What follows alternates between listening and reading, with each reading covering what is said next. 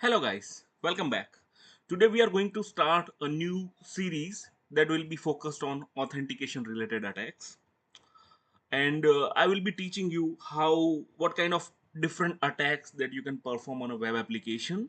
So this is a very big topic, and I decided to divide it into several parts.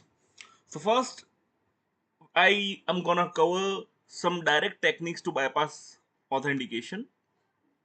In the upcoming videos, we will be talking about how can we bypass authentication by chaining it with another vulnerabilities like uh, bypassing authentication using injection attacks, bypassing authentication due to token misconfiguration, etc.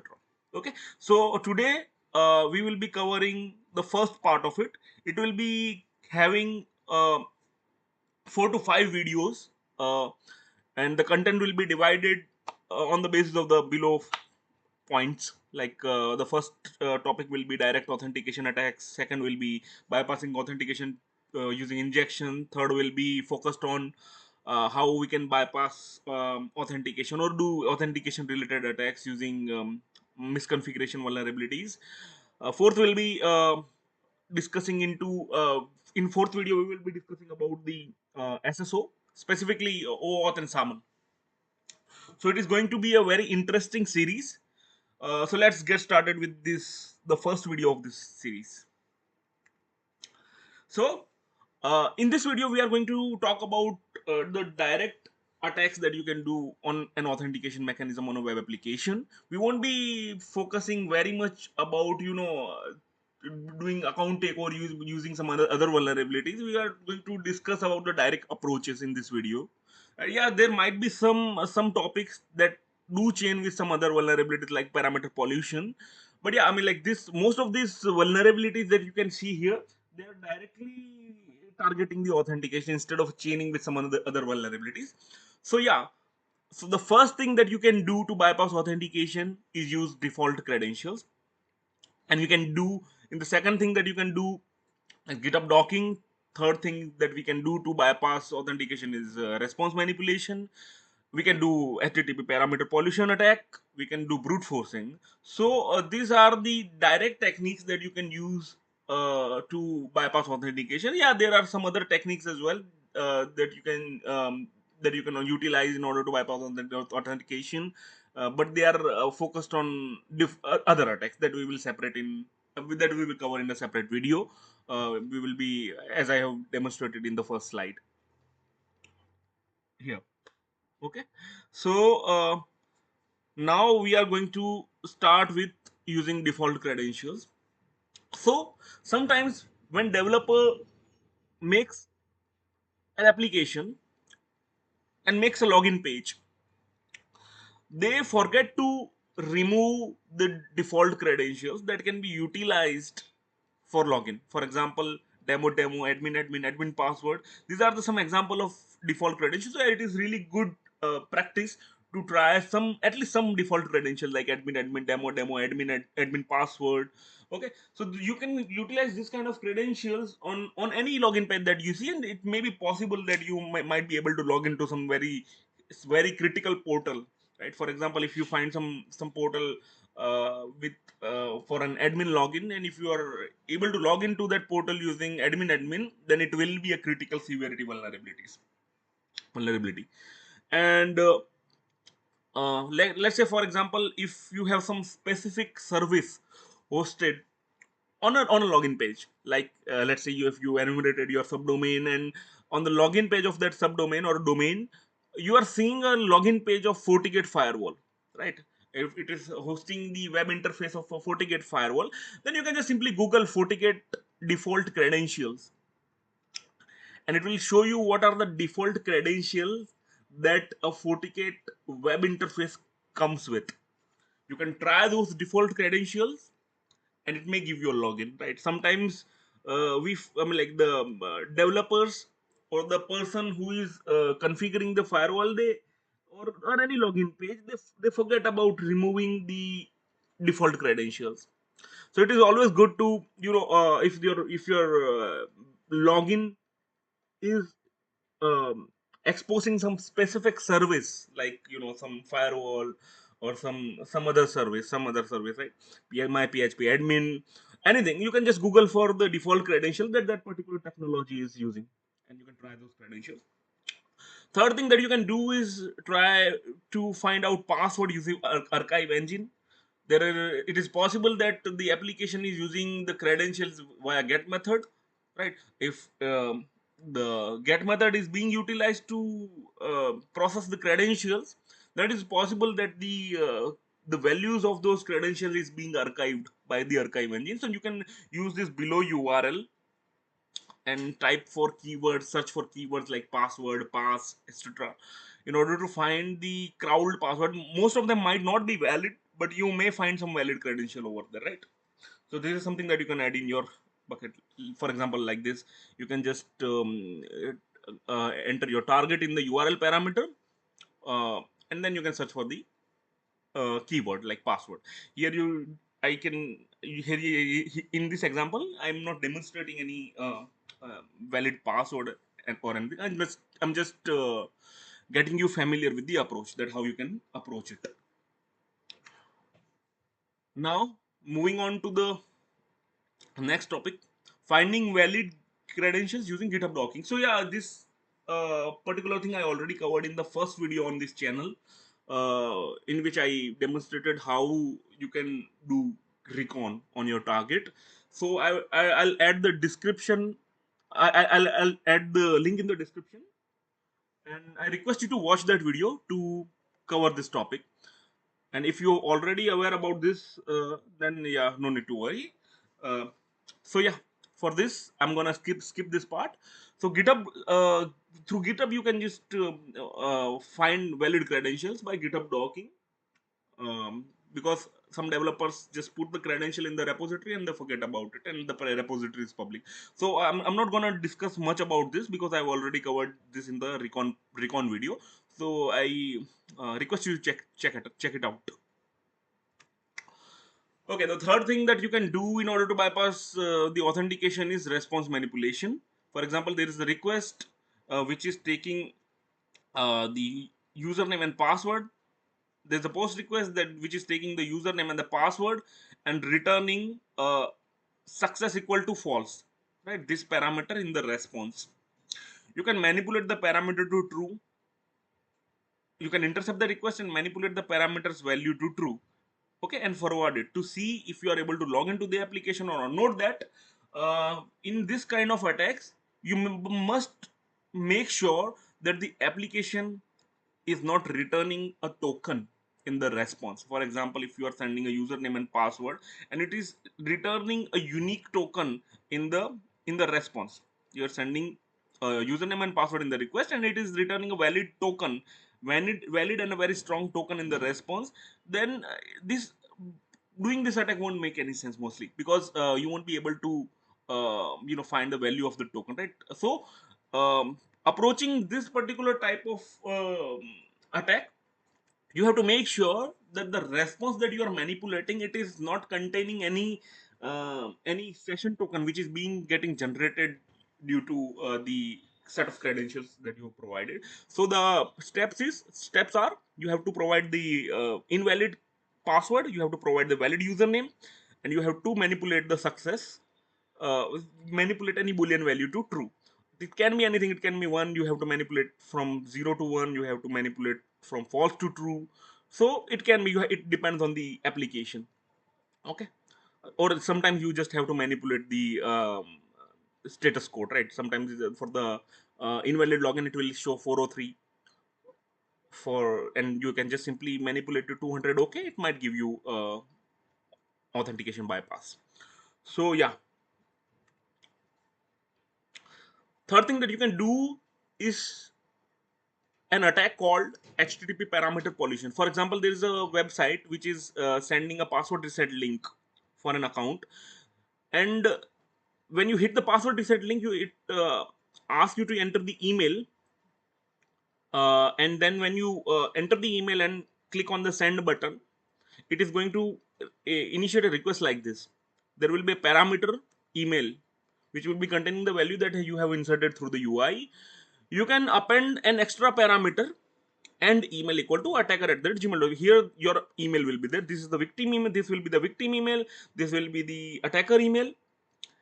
And then you send the request. So it is possible, if the application is vulnerable to parameter pollution, it might send the password reset link to both these emails, right? For example, so uh, through this example, what I want to convey is, you are trying to initiate get a password reset token for victim user, and you are getting it sent to both these emails. So I will, as an attacker, I will be able to get the password reset token of any person, right? Because I'm appending an extra email parameter over here.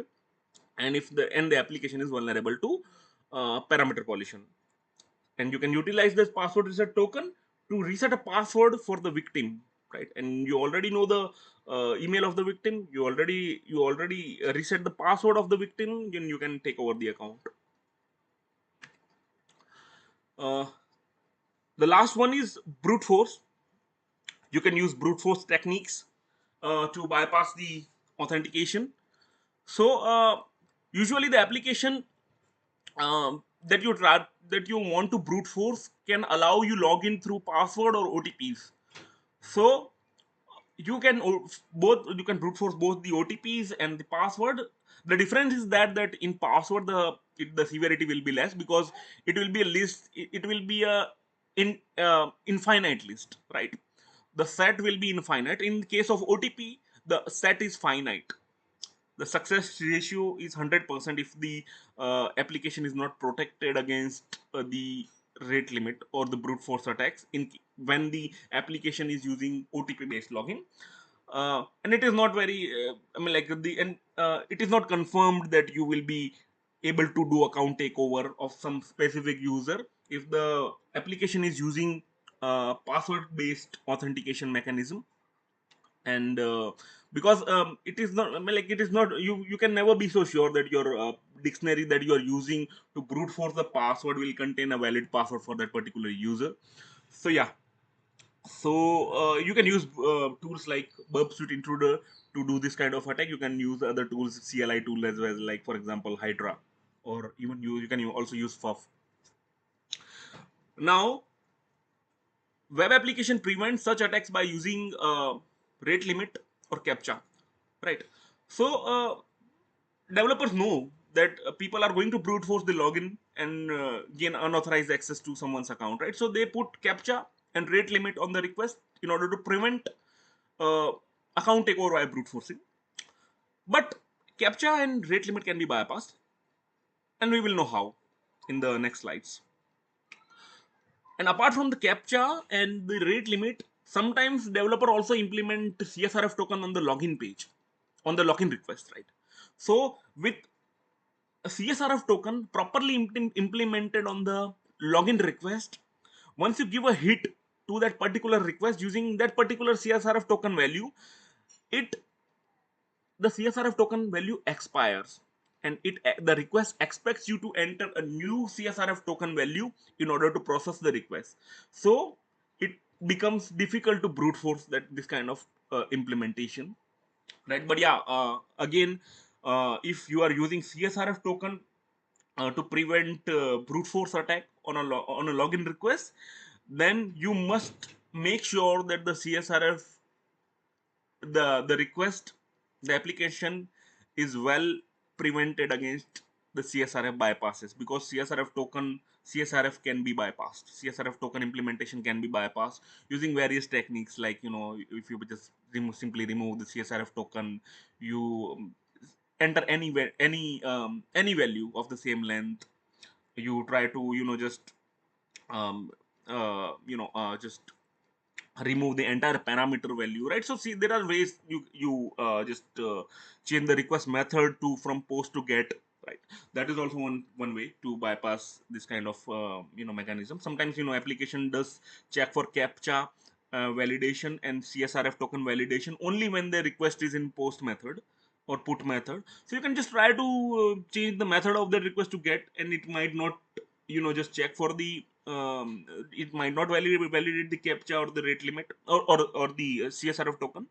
So it is possible, or even the rate limit, right? So bypassing by changing the request method type, You can also bypass this brute force prevention mechanism like CAPTCHA, rate limit, and CSRF token implementation that has been implemented on a login page. So yeah, so the point is, you if you are implementing a CSRF token, it should be properly implemented, right? Now, this brute force attacks can be bypassed. These brute force prevention mechanisms can be bypassed by using several methods, right? For example, uh, let's just understand the basic of OTP bypass or the brute forcing by just giving you giving an example. So this is a vulnerability that I found on GitHub in 2021. Um, when you create an account on GitHub, it asks you for an OTP verification, and I entered the OTP, and you can see in the screenshot there is a post request that get triggered, and the OTP value is, see, each of the digit is getting sent in the post request in a different parameter. You can see here 716111. So for the proof of concept purpose, I only brute force the last three digits, but in the reality I was able to do brute force on all the six digit as well, and I was able to totally bypass the OTP value verification. Okay, so I selected these digits over here. Just assume that I selected all of the six digits. I created six sets starting from 0 to 9 and started the brute force like this, and the correct OTP gave me a different response length. You can see all of the invalid response length are 2674, while my correct OTP is giving me 2994 as the response. So that is the differentiator for me in this brute force. And also to mention that if you can see here, there is an authenticity token. You can think of it as a CSRF token, right? It was implemented over here, but not properly. It was not getting validated. So if it was implemented properly, it should expire with one hit. It should only be valid for one hit. After that hit is done, the application should expect the UI to be loaded again and create a new CSRF token, and then it should validate that CSRF token for another value of OTP. So the implementation was not proper, and also the rate limit was absent. The developer thought that yeah, I already implemented the CSRF token on this request, and so I mean like I don't need rate limit, right? So that was the misconception maybe, and due to which this I was able to exploit this vulnerability, right? So yeah, the ideal scenario is don't have to. I don't recommend using a CSRF token on the login request, because there are so many ways to bypass them. So the what I suggest is you can implement rate limit and CAPTCHA properly, right? Not just one of them, both of them, right? Because if even if you are able to bypass rate limit, or even if you are able to bypass CAPTCHA, the other thing will be preventing the brute force, right? So this is the ideal approach. You can also implement an additional CSRF token as well in the request if you want to, but yeah, I mean CSRF token and CAPTCHA makes the same sense if you think logically. On the login request, they do make the same sense. So I would recommend implementing CAPTCHA instead of CSRF token. Okay, so here you can see I got $15,000 for this vulnerability. So yeah, it totally depends on the impact and the budget of the program. Uh, okay. Next example, bypassing rate limit and CAPTCHA. So how can you bypass rate limit and CAPTCHA? The first thing that you can do is use custom headers, custom host headers, and rotating the IP values in it. I'll show you an example of this in the next slide. Next slides. And another way is to add a slash in the request path. You can put delays between the consecutive requests using I mean like you can use the throttling feature in the burp suite to add consecutive delay between two requests. CAPTCHA can be bypassed by using the same I mean like string of same length, or you can just simply remove the value of CAPTCHA equal to and you can just remove the value of CAPTCHA and set it to null, right? For example, CAPTCHA equal to NULL, right? Another thing that you can do is leave it blank. Another thing that you can do is completely remove it. Another thing that you can do is I already just explained you, like the same thing, similar things that you can do with the CSRF token, you can do it over here as well. You can change the request method as well, right? So these are the things that you can do for a CAPTCHA. The first 3 points can be done to bypass both CAPTCHA and rate limit. Okay, so these are the some ways through which you can even bypass brute force protection if it is implemented on the login. Okay, so here you can see this, there is a request. There is a request. It is having some endpoint, and you can, if you see properly, there is no slash after this. This is the normal request that gets flowed, that gets triggered. But if you can see here, if you can see here, the rate limit starts getting triggered over here, right? The rate limit starts getting triggered over here, right? If you add, now what I did, I added a slash in the request and again launched a brute force. Here you can see there is no rate limit getting triggered, right? So this is how you can use a forwarded slash to bypass rate limit. Now there's one more example.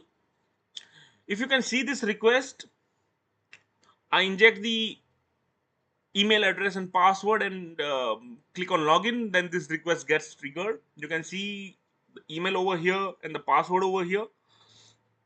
In the response you can see the error CAPTCHA, right? CAPTCHA error. So this application is expecting me to have a valid CAPTCHA value in the request in order to process this request. So what I did, I injected a custom host header value x forwarded for, and I set its value to 127.0.0.1, right? And then I gave it a hit.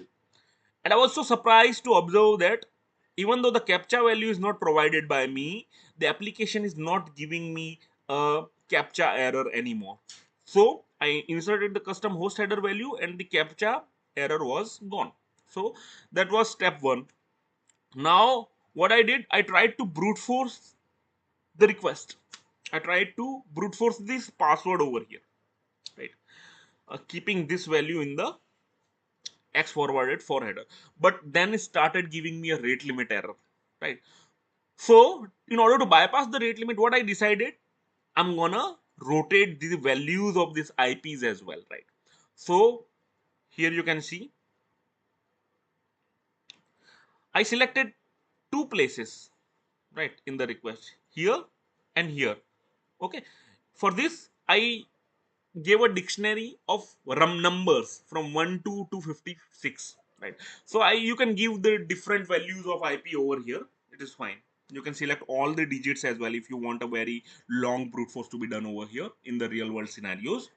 And second place that I selected was here, the password, and I brute force both these places simultaneously using the pitchfork attack. Okay, so at one place this particular place is getting rotated, this particular digit is getting rotated, and on another place in the request the password is getting rotated like this. For example, see here, these are the password getting brute force, these are the IP digit is getting brute force, right? So I observed that the rate limit error was not coming anymore when I'm rotating the values of the IP. Here you can see all responses are 200. Okay, here you can see, and when my actual password arrived in the list of the brute force, it gave me a different response length, confirming that my bypass was successful. So there are two things that I did. I injected a host header value, custom host header, x forwarded for, and I entered an IP in it and I rotated the value of the IP. So the entering a custom host header bypassed the CAPTCHA validation, and rotating the IP bypass the rate limit. So this is how you can perform this kind of attacks. And that was all for this video. There are many other topics. There are so many other topics that I wanted to explore, but I thought that authentication is a very big topic, so better I divide this into multiple parts. I hope you enjoyed this video, and yeah, thank you.